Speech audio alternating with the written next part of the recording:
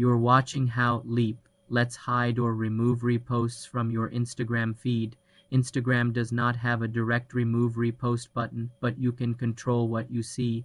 To hide a repost from a specific account, tap the three dots in the top right corner of the reposted post, select Not Interested. This tells Instagram to show you less content like that.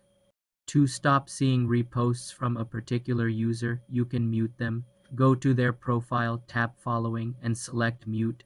Choose to mute their posts and stories. Their reposts will no longer appear in your feed. To remove a repost from your own profile, go to your profile, find the repost, tap the three dots, and select Delete. If it is a reel or archive, if it is a post, you cannot delete a repost from someone else's feed. You can only hide it from your own view. For more simple computer tutorials, subscribe to the channel.